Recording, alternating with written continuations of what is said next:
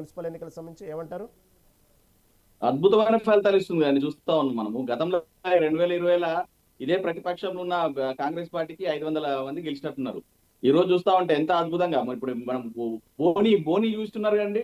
గడ్డిపోతారంలో incharge గా ఉన్న MLC షమీబుర్ రాజు గారు, మరి యువజన మల్కాజ్గిరి యువ నాయకులు, మరి ఆయన ఆధ్వర్యంలో ఆయన ఇన్ఛార్జ్ ఉన్న ప్రదేశంలో గడ్డిపోతారం మున్సిపాలిటీకి దక్కించుకుంది. అంటే ఇలాంటి యువ నాయకులు ఉన్న ఈ బీఆర్ఎస్ పార్టీలో ఎంతో మంది అద్భుతమైన యువ నాయకులు ఉన్నారు. ఇలాంటి యువ నాయకుల ఆధ్వర్యంలో మరి ఎక్కడ చూసినా కూడా అద్భుతంగా రిజల్ట్ వస్తుంది. ఈ రోజు మనం చూస్తా ఉన్నామండి ఒక విషయం. హలో గారు కంటిన్యూ. ఒక విషయం గమనించుకోవాలండి. కాంగ్రెస్ వాళ్ళు, బీజేపీ వాళ్ళు, బీఆర్ఎస్ పార్టీ అయిపోయింది, బీఆర్ఎస్ పార్టీ కోటేసుకోలేరు లేరు, బీఆర్ఎస్ పార్టీ బొంద పెడతాం, అది చేస్తాం, ఇది చేస్తాం అని ఎన్నో మాటలు మాట్లాడిన ప్రతి ఒక్క కాంగ్రెస్ నాయకులకు, బీజేపీ నాయకులకు ఇవాళ ఒక పెద్ద చెంపపెట్టు. ఈరోజు చూస్తా ఉన్నాం, ప్రతిపక్షంలో ఉన్నా కూడా వీళ్ళు చెప్పిన బీజేపీలు, కాంగ్రెస్ వాళ్ళు చెప్పిన అలవిక హామీలు ఏవైతే ఉన్నాయో అవన్నీ ప్రజలు అర్థం చేస్తూ ఉన్నారు. ప్రజల్ని మోసం చేసిరు, ఇలా గద్దెనెక్కిరు. ఎక్కడ కూడా అభివృద్ధి అనేది లేదు. ఎక్కడ కూడా ఏ మున్సిపాలిటీలో కానీ లేకపోతే ఎక్కడ ఏ నియోజకవర్గంలో కూడా ప్రజల పక్షాన వీళ్ళు కొట్లాడింది లేదు. బీజేపీ వాళ్ళు ప్రజల కోసం చేసింది లేదు. కాంగ్రెస్ వాళ్ళు ఇలా ఏం చేసినా కూడా మళ్ళీ ఖచ్చితంగా మన ప్రాంతం బాగుండాలి, మన ప్రాంత ఉద్యోగాలు రావాలి, వ్యవసాయ రంగం బాగుండాలి, పరిశ్రమలు బాగుండాలి, పెట్టుబడులు రావాలి, ప్రభుత్వ పథకాలు ప్రజలకు అందాలంటే కేవలం కేసీఆర్ గారు అయితేనే, బీఆర్ఎస్ పార్టీ అయితేనే అది సాధ్యమవుతుందన్న ఉద్దేశంతో ఇలా ప్రజలందరూ కూడా మొగ్గు చూపుతున్న పరిస్థితి మనం చూస్తా ఉన్నాం. ఇంకా వీళ్ళు ఈ రోజు కూడా ప్రతిపక్షంలో ఇప్పటికి మేము ఉన్నప్పటికీ, ఈ రోజు ప్రభుత్వంలో కాంగ్రెస్ పార్టీ ఉన్నప్పటికీ, కేంద్రంలో బీజేపీ ఉన్నప్పటికీ కూడా వాళ్ళు కాంగ్రెస్ వాళ్ళు పోలీస్ యంత్రం కానీ, వాళ్ళ అనుకూల మీడియాని కానీ, లేకపోతే వీళ్ళు మరి ప్రభుత్వాన్ని వాడుకొని ఈరోజు ఎన్నో ప్రలోభాలు గురిపెట్టినా, పైసలు వంచినా, మందు వంచినా, కుక్కర్లు వంచినా, ఏ విధంగా ఎన్నో ప్రలోభాలకు గురి చేసినప్పటికీ కూడా ఈ రోజు బీఆర్ఎస్ పార్టీ ముందుకు సాగుతా ఉంది. బీఆర్ఎస్ పార్టీకి మరి మన్నలు పొందుతా ఉన్నారు. ప్రజలు నమ్మిరు, ప్రజలు ఇంకా నమ్ముతున్నారు, ఎంచుకుంటున్నారు. ఇంకా మరిన్ని రోజులలో ఈ కాంగ్రెస్ చెప్పి కానీ హామీలు ప్రజలు అర్థం చేసుకునే పరిస్థితులు ఉన్నారు. అంటే ఎందుకంటే ప్రభుత్వంలో ఉన్నారు కాబట్టి కొంత పర్సెంటేజ్ వాళ్ళకి ఎక్కువ అవకాశాలు ఎక్కువ ఉంటాయండి. ప్రభుత్వం ఉన్నారు కాబట్టి ప్రభుత్వాన్ని వాడుకొని ఈరోజు గెలిచిన ఎమ్మెల్యేలు వాళ్ళ స్థానంలో మిగతా వాళ్ళని భయభ్రాంతులకు గురి చేయడం, లేకపోతే వాళ్ళ కుటుంబాలను భయభ్రాంతులకు గురి చేయడం, లేకపోతే లోకల్లో ఉన్న నాయకులను భయభ్రాంతులకు గురి చేయడం, ఇలాంటి చర్యల వల్ల ఇంకొంత వెనకంజలో ఉన్నాం తప్ప ఈ రోజు ప్రజలందరూ కూడా ఒకటి తెలుసుకున్నారు. వీళ్ళు ఏ చెప్పినా కూడా గుళ్ళ మీద, గోపురాల మీద ఒట్లేసి అబద్ధాలు చెప్పిరు. ఏ గుడికి కూడా ఈ బీజేపీ వాళ్ళు కూడా ఏ గుళ్ళకు కూడా ఈ రోజు సమ్మక్క సారక్క గిరిజనుల పండుగైన సమ్మక్క సారక్కలు కూడా కేంద్రం నుంచి ₹1 తీసుకురాకపోయారు. ఎక్కడ కూడా నిధులు లేవు, ఎక్కడ నిరుద్యోగులకు ఉద్యోగాలు ఇచ్చిన సందర్భం లేదు, ఎక్కడ కూడా ప్రభుత్వ పథకాలు ప్రజలకు అందజేసిన పరిస్థితి లేవు. కాబట్టి ప్రజలందరూ తెలుసుకున్నారండి. ఇలా ప్రజలందరూ కూడా మేలుకున్నారని చెప్పుకోవచ్చు. ప్రజలందరికీ వీళ్ళు ఇచ్చిన మత్తు అనేది మత్తులోంచి బయటకు వచ్చిర్రు. వీళ్ళు ఇచ్చిన అలవికాని హామీలన్నీ తెలిసిపోయినాయి. వీళ్ళ దొంగ భావోతాలన్నీ ఏవైతే చెప్పిరో మాటలు చెప్పడమే తప్ప పనులు ఏం లేవు. పొద్దున్న లేస్తే వాళ్ళ యొక్క పదవులు కాపాడుకోవాలా, పైసలు సంపాదించుకోవాలి తప్ప ఎక్కడ కూడా ప్రజా సంక్షేమం కోసం పాల్పడింది లేదు. ఎక్కడ పెట్టుబడులు తెచ్చింది లేదు, ఎక్కడ పరిశ్రమలు తెచ్చింది లేదు, ఎక్కడ నిరుద్యోగులకు ఉద్యోగాలు ఇచ్చింది లేదు, తులం బంగారం లేదు, స్కూటీలు లేవు, వృత్తులకు పెన్షన్లు పెంచింది లేదు. ఆఖరికి బతుకమ్మ చీరలకు 1 2 ఇస్తామని అట్లా మోసం చేసిరు. ఇండ్లు ఇస్తామన్నారు, ఇండ్లు కూడా ఇచ్చిన పరిస్థితి కూడా లేదు. ఇలాంటి పరిస్థితుల్లో ప్రజల్ని మోసం చేసిన పార్టీ ఏదైతే ఉంది అంటే అది కేవలం కాంగ్రెస్ పార్టీ. అలాంటి కాంగ్రెస్ పార్టీకి బుద్ధి చెప్తా ఉన్నారు. రానున్న రోజుల్లో ఇప్పటికిప్పుడు ఎలక్షన్ జరిగిన, అసెంబ్లీ ఎలక్షన్స్ పెట్టినా కూడా మళ్ళా బీఆర్ఎస్ పార్టీయే ప్రభుత్వంలోకి రానుంది, కేసీఆర్ గారే ముఖ్యమంత్రి రాబోతున్నారు అని చెప్పేసి ప్రజలందరూ తెలియజేస్తున్న సందర్భం అండి. అయితే సతీష్ గారు, కొన్ని చోట్ల దాదాపుగా ఇది బీఆర్ఎస్కి ఎవరు ఎదురు లేరు, ఇది బీఆర్ఎస్ గడ్డ అనుకున్నట్టు కొన్ని స్థానాల్లో కూడా ఇవి ప్రస్తుతం కొన్ని వార్డులు భారీగానే కాంగ్రెస్ కైవసం చేసుకుంటా ఉంది. దీన్ని ఎలా చూడాలి? అధికార పార్టీ అభివృద్ధి కార్యక్రమం చూసి ఓటేయాలనుకోవాలా, ఇందా మీరు చెప్పినట్టు దౌర్జన్యాలు, నగదు ఇవన్నీ అనుకోవాలా? అభివృద్ధి ఎక్కడదండి? కాంగ్రెస్ ప్రభుత్వంలో అభివృద్ధి ఎక్కడ ఉందండి? మొత్తము ఆగం చేసే ఉంది తప్ప అభివృద్ధి ఉందండి కాంగ్రెస్ పార్టీ హయాంలో? తెలంగాణ రాష్ట్రం ఇంతకుముందు సస్యశ్యామలంగా ఉంది. ఒక నిమిషం మీరు అందరూ కూడా ప్రజలందరూ కూడా గమనిస్తా ఉన్నారు. గతంలో కేసీఆర్ గారు ఉన్నప్పుడు పొద్దున్న లేస్తే మరి పంట పొలాలు సుభిక్షంగా ఉన్నాయి, 24 గంటలు కరెంట్ వచ్చింది, నీళ్ళు అందించడం, యూరియా బస్తాలు కూడా ఎంత అద్భుతంగా అందించిన రోజులు ఉన్నాయి. ప్రభుత్వ పథకాలు ఏ పథకం కూడా ప్రజలు అడిగిన పథకాలే కాదు, ప్రజలకు ఏం అవసరము అని చెప్పి ఒక పెద్ద స్థానంలో ఉన్న ముఖ్యమంత్రి, అప్పుడున్న ముఖ్యమంత్రి కేసీఆర్ గారు అందించిన పరిస్థితి మనం చూసినాం. ఈ రోజు కేసీఆర్ గారు వెళ్ళిపోయి ఈ రోజు రేవంత్ రెడ్డి గారు రాగానే కటక బంద్ చేసినట్టే కరెంటు ఆయే, నీళ్లు ఆయే, ప్రభుత్వ పథకాలు అందజేసిన లేవు, పెట్టుబడులు లేవు, పరిశ్రమలు లేవు, ఎక్కడ చూసినా ఆగమైన పరిస్థితి. అప్పు కోసం పోతే చెప్పులు ఎత్తుకపోతున్నా మాట్లాడిన రేవంత్ రెడ్డి గారు ఇలా ఏం అభివృద్ధి చేస్తారు, పైసలు ఎక్కడ ఉన్నాయని చెప్పేసి ఇలా ప్రజలు అడుగుతా ఉన్నారు. మీరు ఏమైనా అడిగితే మళ్ళీ డైవర్షన్ పాలిటిక్స్ దిశగా కేసీఆర్ అరెస్ట్ చేద్దామా, కేటీఆర్ నోటీసులు పంపుదామా, హరీష్ రావు గారిని పోలీస్ స్టేషన్ పిలిపిద్దామా అనే పరిస్థితులు డైవర్షన్ పాలిటిక్స్ చేస్తున్నారు తప్ప ఎక్కడ కూడా వీళ్ళు ప్రజల కోసం ఏం చేస్తున్నారు అనే విషయం గమనించారు. మీరు ఇంకొకటి కూడా గమనించాలంటే చాలా ఇలా ప్రజలందరూ కూడా మాట్లాడుతున్న సందర్భం. ఇప్పుడు మున్సిపల్ ఎలక్షన్లు, లోకల్ బాడీ ఎలక్షన్లు, గ్రామ పంచాయతీ ఎలక్షన్స్ అయినా కూడా, మున్సిపల్ ఎలక్షన్స్ అయినా కూడా ఎక్కడ చూసినా కూడా రాష్ట్ర వ్యాప్తంగా పొద్దున్న లేస్తే కేసీఆర్ గారిని తిట్టడం, కేటీఆర్ గారిని తిట్టడమే పనిగా పెట్టుకున్నారు తప్ప ఎక్కడైనా కూడా లోకల్లో జరిగిన ఏమన్నా లోకల్లో ఉన్న ఇబ్బందులు కానీ, లోకల్లో మరి లోకల్ ఇష్యూస్ మీద వీళ్ళు ఎక్కడైనా పనిచేసిర్రా అని చెప్పేసి ఇలా ప్రజలందరూ అడుగుతున్నారు. ఎక్కడైనా కూడా వీళ్ళు ఎలక్షన్స్ పోతే గ్రామ పంచాయతీ పరిధిలో కానీ, లోకల్ బాడీ మున్సిపల్ పరిధిలో కానీ అక్కడ ఉన్న ఇబ్బందులు ఏంది, అక్కడ రోడ్లు కావన్నా, సీసీ రోడ్లు కావన్నా, కరెంటు బాగుందా లేదా, లేకపోతే అక్కడ ఇంకేమన్నా మున్సిపాలిటీలో చెత్త ఎక్కడ చెత్త అక్కడనే ఉందా, ఏం చేయాలనే ఒక ఉద్దేశంతో పనిచేస్తారు తప్ప వీళ్ళు చేసింది ఏమంటే పొద్దున్న లేస్తే కేసీఆర్ గారిని తిట్టాలి, కేటీఆర్ గారిని తిట్టాలి, ఓట్లు గాడించాలి. ఇప్పుడు ఆయనే ఏమన్నారు, ఇప్పుడు రేవంత్ రెడ్డి గారు మొన్న 2-3 రోజుల క్రితం ప్రెస్ మీట్లు పెట్టింది. బీజేపీ వాళ్ళకు పొద్దున్న లేస్తే ఓవైసీ వాళ్ళకు అసదుద్దీన్ ఓవైసీ పేరు తీయండి, పూట గడవదని చెప్పారు. ఇలా మీ కాంగ్రెస్ వాళ్ళు ఏం చేస్తున్నారంటే పొద్దున్న లేస్తే కేసీఆర్ గారి మీదో, కేటీఆర్ గారి మీదో, బీఆర్ఎస్ నాయకుల మీదో మాట్లాడే తప్ప వీళ్ళు ఏమైనా మేము పలానా గుడి కట్టడం, బడి కట్టడం, లేకపోతే ఇంకోటి పరిశ్రమలు తెచ్చడం, పెట్టుబడులు తెచ్చడం, ఉద్యోగాలు ఇచ్చడం చేపిన సందర్భాలు ఏమైనా కనబడుతున్నాయండి. మీరు గమనించండి, ఎక్కడ కూడా ఏం లేదు. పొద్దున్న లేవాలి, కేసీఆర్ గారిని తిట్టాలి, పొద్దున్న లేవాలి, బీఆర్ఎస్ నాయకుల మీద నిందలేయాలి, పొద్దున్న లేయాలి, బీఆర్ఎస్ నాయకులు ఎవరికి నోటీసులు పంపాలని ఆలోచన చేయాలి తప్ప వీళ్ళు కాలయాపన చేస్తా ఉన్నారు. ఎక్కడ కూడా కమిటీలు వేస్తారు, కాలయాపన చేస్తారు. మూసీ అంటారు, డిపిఆర్ ఉండదు. హైడ్రా అంటారు, ఇళ్ళని కూలుస్తారు. ఇట్లా ఎక్కడ చూసినా కూడా వాళ్ళు ఒక డిపిఆర్ లేకుండా ఒక ఇబ్బందికరమైన వాతావరణం. ఇంకా మనం చూస్తాం మళ్ళీ ఎస్టీ భూములు, పొద్దున్న లేస్తే ఏ భూములు అమ్ముకుందాం, ఏ కాలేజీల భూములు ఉన్నాయి, ఏ యూనివర్సిటీల భూములు ఉన్నాయి, ఏ కార్పొరేషన్ల మరి నిధులు ఉన్నాయి, ఎక్కడ వాడుకుందాం అనే ఉద్దేశం తప్ప ఢిల్లీకి పంపిద్దామా లేకపోతే సొంతంగా మనం వాడుకుందామని తప్ప సమాజం కోసం, తెలంగాణ అభివృద్ధి కోసం వీళ్ళు చిల్లి గవ్వ ఖర్చు పెట్టిరా అని ఇలా తెలంగాణ ప్రజలందరూ అడుగుతురండి. సమాధానం చెప్పాల్సిన అవసరం ఉంది. అరే ఇప్పుడు మొన్నటి వరకు ఏం మాట్లాడారు కాంగ్రెస్ వాళ్ళు, ఇక అయిపోయింది, బీఆర్ఎస్ పని అయిపోయింది, మొత్తం మేము ఇంకా 15 ఏళ్ళు పరిపాలిస్తాం, 10 ఏళ్ళు పరిపాలిస్తాం అని డంబాకోరు మాటలు మాట్లాడిన చెంపపెట్టండి. రైట్ సతీష్ గారు. రామచంద్ర గారు, ఇందాక వినోద్ గారు చెప్పినట్టు కేవలం ఇది బీజేపీ అంటేనే దాదాపుగా మొన్న బడ్జెట్ విషయాల్లో కూడా మొదటి నుంచి ఇప్పటికి 3 దఫాలుగా ఉన్న బీజేపీ ఎక్కడ కూడా కాంగ్రెస్ పార్టీకి అనుకున్న స్థాయిలో ఎక్కడ 3 సార్లు ఉన్నప్పుడు తెలంగాణ పార్టీకి సంబంధించిన విషయంలో బడ్జెట్ కేటాయించే విషయంలో అనేక సార్లు తెలంగాణ రాష్ట్రానికి అన్యాయం జరుగుతూనే ఉంది అని చెప్పిన ఒక మాట తప్ప పెద్దగా విమర్శించిన స్థాయిలో కనబట్టలేదు రేవంత్ రెడ్డి. దాంతోపాటు ఒక ప్రతిపక్ష పార్టీలో ఉన్నటువంటి ముఖ్యమంత్రుల్ని బీజేపీ అధిష్టానం అంతగా అపాయింట్మెంట్ ఇవ్వాలంటే ఎంతో కష్టపడాలి. కానీ రేవంత్ రెడ్డి ఢిల్లీకి వెళ్ళినప్పుడల్లా అపాయింట్మెంట్ ఈజీగా దొరుకుతుంది ఇటు పక్క కేంద్రంలో బీజేపీ పార్టీలో. ఏంది దీని మర్మం ఏమంటే? ఇప్పుడు మొదటి నుంచి కూడా ఎలక్షన్ల బట్టికే మనం పార్టీలను చూడాలి. ఆఫ్టర్ ఎలక్షన్ల తర్వాత ఏ పార్టీ కూడా సంబంధం లేకుండా అన్ని పార్టీలను కలుపుకొని కాంగ్రెస్ అనుకోండి, బీజేపీ అనుకోండి, బీఆర్ఎస్ తో కలవాలనే ఆలోచనతోని డెవలప్మెంట్ కోసానికి ఆశించడం జరిగింది.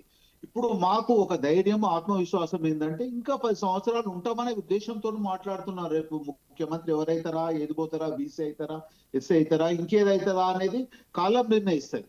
నిజానికి కూడా ప్రతి ఒక్కరు కూడా తప్పు మాట్లాడుతున్నారు. ఇప్పుడు బీఆర్ఎస్ కూడా దళితులను ముఖ్యమంత్రి చేస్తామన్నారు, ఎన్నో మాటలు చేసిండ్రు. అన్నిట్లలో వాళ్ళు 12 సంవత్సరాలు 10 సంవత్సరాలు వాళ్ళని చూసి పక్కన పెట్టడం జరిగింది. భవిష్యత్తులో వాళ్ళు ప్రతిపక్ష పాత్ర నిర్వహిస్తేనేది స్టాండర్డ్ గానే ఉంటే వాళ్ళకి లైఫ్ ఉంటుందా ఉండదా అనేది ప్రజలు నిర్ణయిస్తారు. ముఖ్యంగా ఇక్కడ జరుగుతుంది ఏంటంటే వాళ్ళు ఎన్నో తప్పులు చేసినడం జరిగింది. ఫోన్ ట్యాపింగ్ అనుకోండి, ఈ కార్ రేసులు అనుకోండి, ఈ కాళేశ్వరం అనుకోండి, అవి కూడా చట్ట పరిధిలో చట్టము తన పని తాను చేసుకొని పోతుంది. చట్టంలో ఎలాంటి ఇబ్బందులు ఉన్నా కానీ దాన్ని అధిగమించడానికి వాళ్ళు పార్టీలు ఎన్ని ఎత్తుగడలు చేసినా కానీ చట్టము ఎవరికి చుట్టం కాదు. ఖచ్చితంగా దాన్ని నిర్ణయం జరుగుతుంది. ఎందుకంటే వాళ్ళు ఒక టైంలో మారుతి కారు అంటే అంబాసిడర్ కారు ఈవీఎంలు అంటే మనము మంత్లీ ఇన్స్టాల్మెంట్ కట్టలేని పరిస్థితి నుంచి ఈ రోజు లక్షల కోట్ల ఫ్లైట్లను కూడా తీసుకోవడము, వాళ్ళ అధికారంలో 1500 కోట్ల రూపాయలు ఈ రోజు వాళ్ళ పార్టీ ఫండ్ ఉండడము, ఒక్కొక్కరు కూడా మామూలు పరిస్థితి నుంచి ఎన్నో కోట్లకు అధిగమించి ఎన్నో రకాలుగా ఎన్నో స్కాములు చేసడం జరిగింది. దాన్ని పునరావృతం మనం మళ్ళీ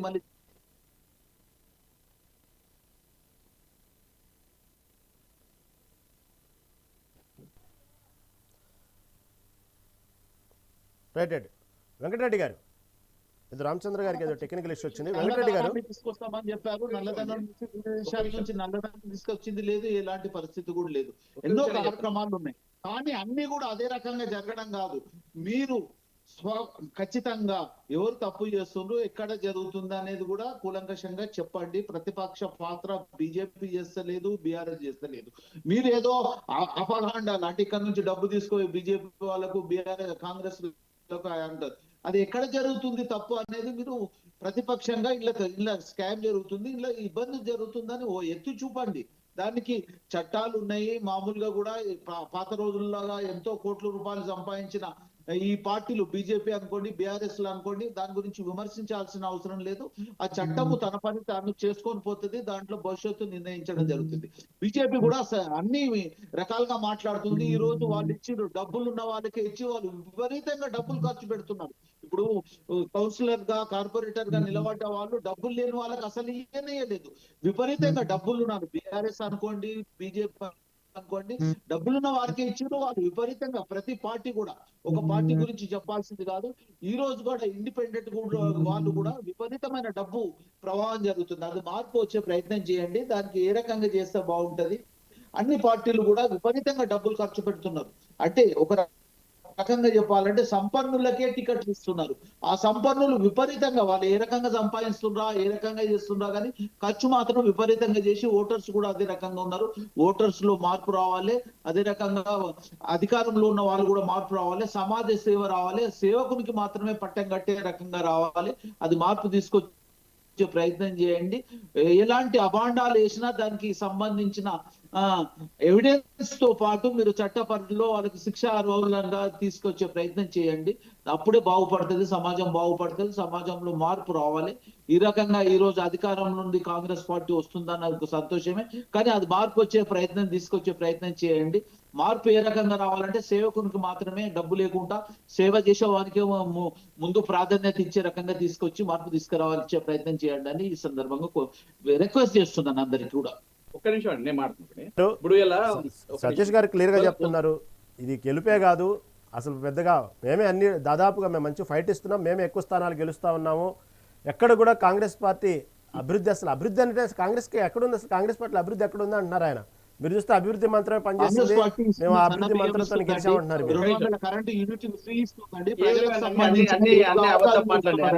కార్యక్రమాలతోనే వాళ్ళు వస్తున్నారు. ఇంతకుముందు మీరు చెప్పినట్టు ఒక్కొక్కరు కూడా ధన ప్రభావం అంటే బీజేపీ వాళ్ళు పెడుతున్నారు, బీఆర్ఎస్ వాళ్ళు పెడుతున్నారు. ప్రతి పార్టీ కూడా ఖర్చు విపరీతంగా పెట్టిండ్రు.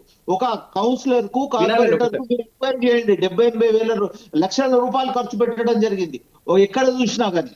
దానికి మార్పు తీసుకొచ్చే ప్రయత్నం ఇప్పుడు కాంగ్రెస్ పార్టీ ఏం చేస్తలేదంటే, ఏం చేసినా మనకు వచ్చిన నిధుల గురించి అంటే మనం వచ్చిన ట్యాక్స్ అంటే ఎవరైనా బీజేపీ అయినా కాంగ్రెస్ అయినా సెంట్రల్ గవర్నమెంట్ అయినా స్టేట్ గవర్నమెంట్ అయినా మనం వచ్చిన నిధులను మనం వచ్చిన అంటే ప్రజల నుంచి వచ్చే పన్ను రూపకంగా వచ్చిన దాంట్లోనే ఖర్చు పెట్టడం జరుగుతుంది. దాంట్లో ఇబ్బంది పడాల్సిన అవసరం లేదు.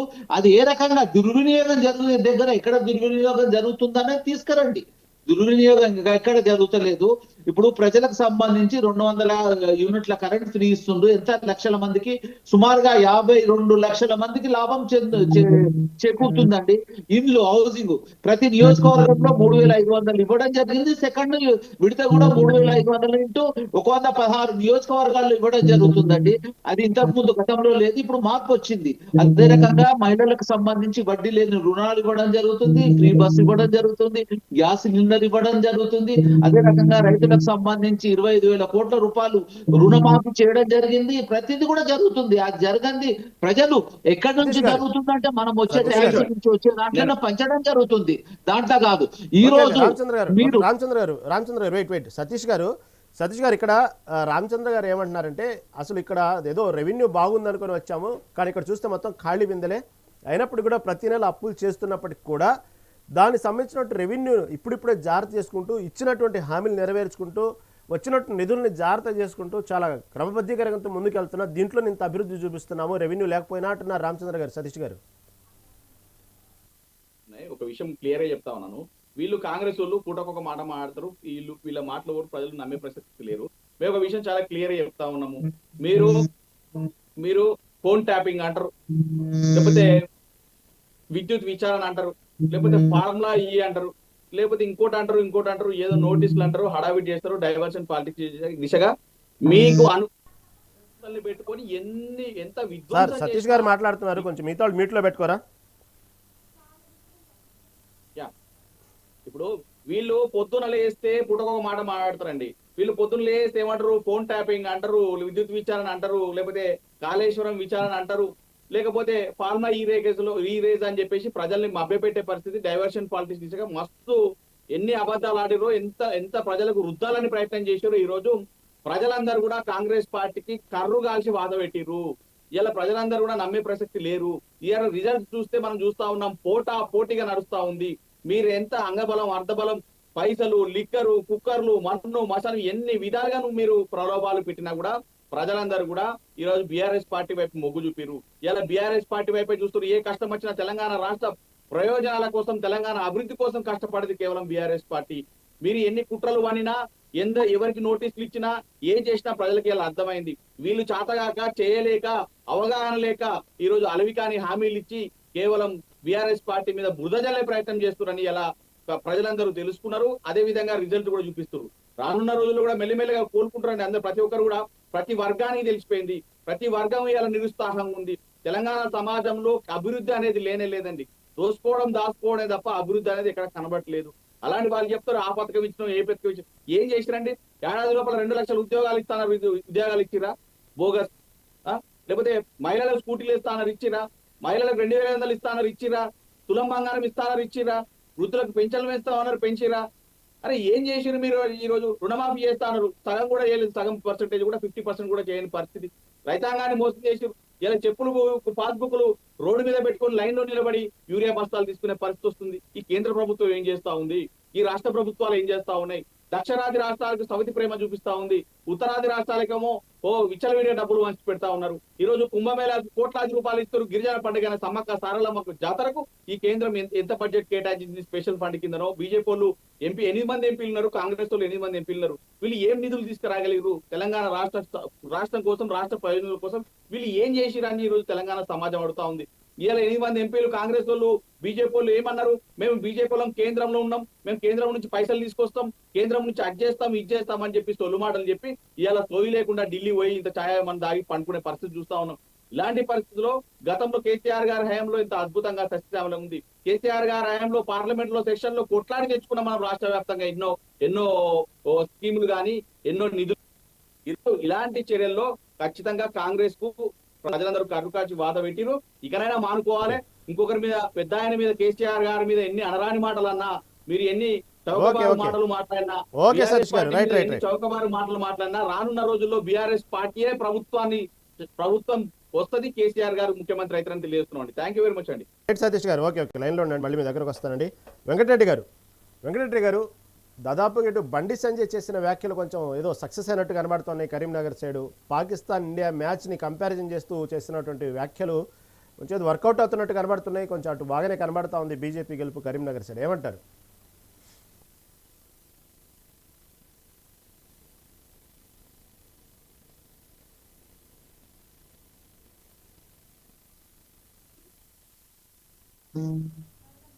రామచంద్ర గారు, సతీష్ గారు చెప్పినట్టే మొదటి నుంచి కేవలం అభివృద్ధి మంత్రాన్ని పక్కన పెట్టి ఎంతసేపటికి లేచిన దగ్గర నుంచి కేసీఆర్ని టార్గెట్ చేయడం, బీఆర్ఎస్ని తిట్టడం ఇదే పనిగా పెట్టుకుంది. కానీ అదిగో మేము అధికారంలోకి వస్తే ఈ వార్డు ఇలా చేస్తాం, ఈ మున్సిపాలిటీ ఇలా డెవలప్ చేస్తాం, మేము భవిష్యత్తులో ఇలా అనుకుంటున్నాం, ఉన్నటువంటి రెవెన్యూని బట్టి నిధులు కొంత అడ్జస్ట్మెంట్ అవ్వట్లేదు, కొన్ని పథకాలు భవిష్యత్తులో అమలు చేస్తాం, ఇంకా మనకు 3 ఏళ్ల సంబంధం, ఇవన్నీ చెప్పకపోగా లేచిన దగ్గర నుంచి వ్యక్తిగత దూషణలు, కేసీఆర్ని తిట్టడం, లేకపోతే ఫోన్ ట్యాపింగ్ అంశం, లేకపోతే ఫార్ములా ఈ రేస్ అంశం, కాళేశ్వరం అంశం, దీని చుట్టూనే రాజకీయాలు తిప్పుతున్నారు. కానీ దానికంటూ ఒక ఎండింగ్ లేదు.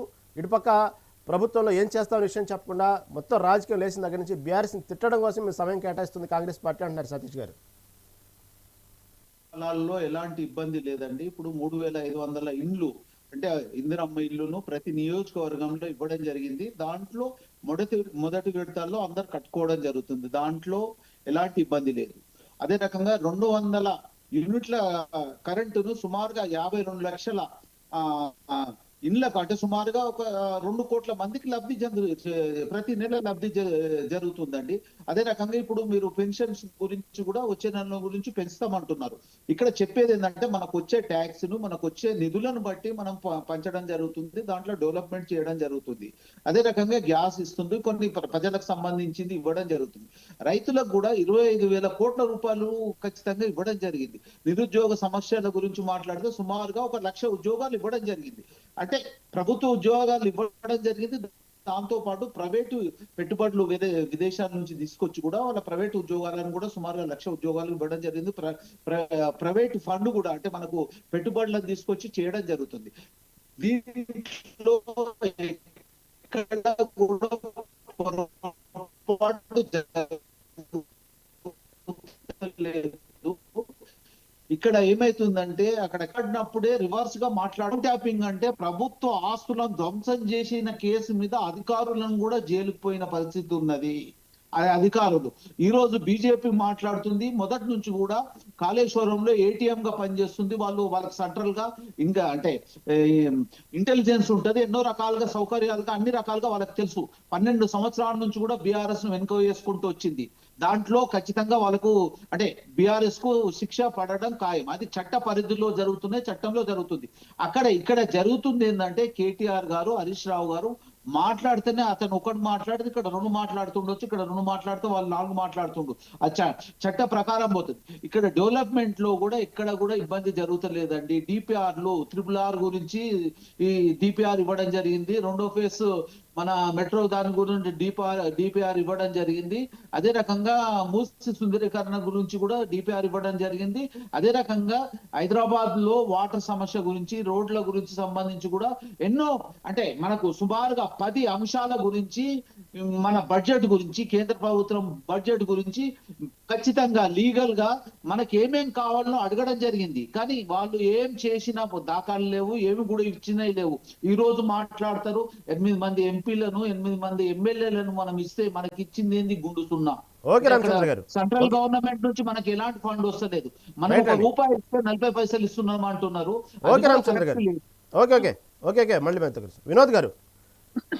వినోద్ గారు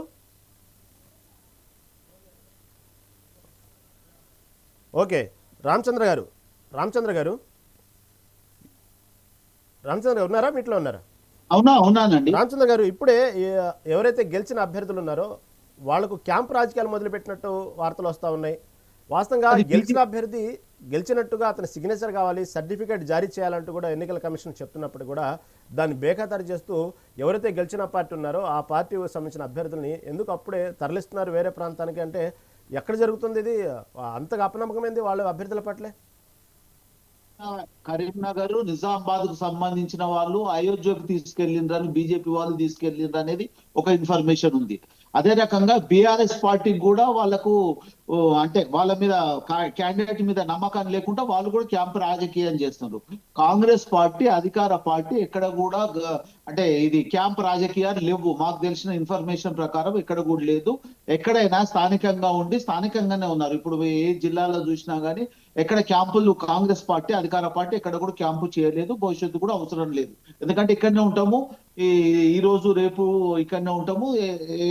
ఎట్లయినా కానీ 16th రోజు చైర్మన్లను, వైస్ చైర్మన్లను అదే రకంగా ఏది కావాలనో అది లీగల్ గా చేసుకోవడానికి కాంగ్రెస్ పార్టీ ఉంది. ఇక్కడ క్యాంప్ రాజకీయం మాత్రం బీఆర్ఎస్ బీజేపీ వాళ్ళ మీద వాళ్ళకు నమ్మకం లేకుండా చేసింది అనేది నిన్నటి నుంచి వస్తున్న న్యూస్ ఇది. ఓకేనండి. అదే రకంగా కాంగ్రెస్ పార్టీకి ఎలాంటి ఇబ్బంది లేదండి. మెజార్టీ కాదు 80% అబో ఖచ్చితంగా ఇప్పటికే రిజల్ట్ వచ్చింది. పూర్తి రిజల్ట్ కూడా మెజార్టీతోనే, 1-2 సీట్లతో కాదు, పూర్తి మెజార్టీతోని ఖచ్చితంగా కాంగ్రెస్ పార్టీకి మున్సిపల్ లో ఉంది. అదే రకంగా కార్పొరేషన్ లో కూడా ఉంది. కార్పొరేషన్ లో కొద్దిగా డౌట్ ఉంది, అది కరీంనగర్ ఒకటి, నిజామాబాద్ ఒకటి కొద్దిగా డిఫరెన్స్ ఉంది. దాంట్లో కూడా పోటాపోటీగా కాంగ్రెస్ పార్టీ కైవశం చేసుకునే ప్రయత్నం ఉంది. 7 కార్పొరేషన్ లో ఇప్పటికి 5 క్లియర్ గా వచ్చింది. ఒకటి నిజామాబాద్, కరీంనగర్ లో కొద్దిగా మెజార్టీ టైట్ గా ఉన్నది. దాన్ని బట్టి ఆలోచనలో ఉంటది. ఇప్పుడు ఒక క్యాంప్ రాజకీయం నిజామాబాద్, కరీంనగర్ వాళ్ళు అయోధ్య పోయారు, అది బీజేపీ వాళ్ళు మాత్రమే పోయారు, వేరే ఎక్కడి నుంచి వేరే పార్టీ నుంచి వెళ్ళలేదు అనేది మాకు తెలిసిన ఇన్ఫర్మేషన్. అదే రకంగా బీఆర్ఎస్ వాళ్ళు స్థానికంగా క్యాంప్ రాజకీయం చేస్తున్నారు అనేది మాకు తెలిసిన న్యూస్ ఇది. రైట్ రామచంద్ర, రైట్ అండి, థ్యాంక్ యూ అండి.